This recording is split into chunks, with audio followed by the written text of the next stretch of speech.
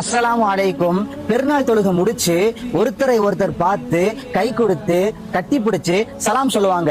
ஆனா அதே கூட்டத்துல இருக்கிற ஒருத்தர் மட்டும் ஓரமா நின்று அழுதுகிட்டு இருக்காரு. ஏன்னு போய் கேட்டா, என் கூட பிறந்த சொந்த தம்பி பக்கத்துலதான் இருக்காரு, பேச மாட்டேங்கிறாரு. என்னை பெத்த அத்தா என்னை இந்த கூட்டத்துல பார்த்து பார்க்காத மாதிரி போறாரு. ஒரு விஷயம் சொல்றேன், நல்லா புரிஞ்சுக்கங்க. ஒரு மனுஷன் மௌத்தா போனதுக்கு அப்புறம் அல்லாஹுக்கு முன்னாடி போய் தான் நிக்கணும். அவன் நிறைய தொழுது இருக்கலாம், நோன்பு வச்சிருக்கலாம், ஜக்காத்து கொடுத்திருக்கலாம், பிற பிற அமல்கள் எவ்வளவோ செஞ்சிருக்கலாம். இப்படி இருந்தும் அவனுக்கு சொர்க்கத்துல இடம் கிடைக்கல. ஏன் தெரியுமா?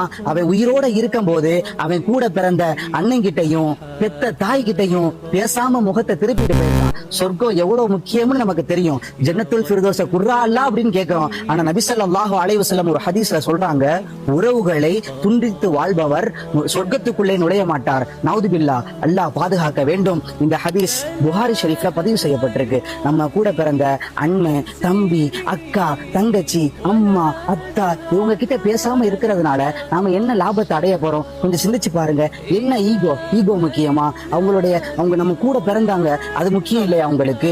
இந்த ரமலானுடைய மாதத்துல, யா அல்லாஹ் நான் எவ்வளவோ பாவங்கள் செஞ்சிருக்கேன், என்னுடைய பாவங்களை எல்லாம் மன்னிச்சிடறா அல்லான்னு கேட்கிறோம். பெருநாள் அன்னைக்கு தொழுதுட்டு கண் கலங்க, யா அல்லாஹ் என்னுடைய பாவங்களை எல்லாம் மன்னிச்சிடறா அல்லான்னு கேட்கிறோம். ஆனா நம்ம கூட பிறந்தவங்களை நம்மளால மன்னிக்க முடியலனா அல்லாஹ் நம்மளை எப்படி மன்னிப்பான்? விட்டு கொடுத்து போனா அவன் தோற்று போக மாட்டான். அல்லாஹ்வுக்கு முன்னாடி அவன் தான் உயர்ந்து நிற்பான். இந்த வீடியோவை பார்த்துட்டு அவங்களுக்கு மெசேஜ் பண்ணுங்க, சலாம் சொல்லுங்க. எந்த ரிப்ளையும் இல்லையா, போன் பண்ணுங்க. போன் பண்ணி கால் எடுக்கலையா, டென்ஷனை விடுங்க. டைரக்டா வீட்டுக்கு போய் சலாம் சொல்லி, உங்க மேல தப்பு இருந்தாலும் பரவாயில்ல, அவங்க மேல தப்பு இருந்தாலும் பரவாயில்ல, விட்டு கொடுத்த போறவங்க யாருமே கெட்டு போக மாட்டாங்க. மன்னிச்சுக்கோங்கன்னு சொல்றதுல ஒன்னும் ஆக போறதில்ல. இந்த பெருநாள்ல புது துணி மட்டுமல்ல, உங்களுடைய உறவுகளும் புதுசா மலரட்டும் இன்ஷா அல்லாஹ். இந்த வீடியோ பயனுள்ளதா இருந்தா உங்களுடைய குடும்பத்தார்களுக்கு ஷேர் பண்ணுங்க. யூஸ்ஃபுல்லா இருந்தா இந்த மாதிரி வீடியோ பார்க்கணும் அப்படின்னு நீங்க நினைச்சீங்கன்னா ஃபாலோ பண்ணி வச்சுக்கோங்க.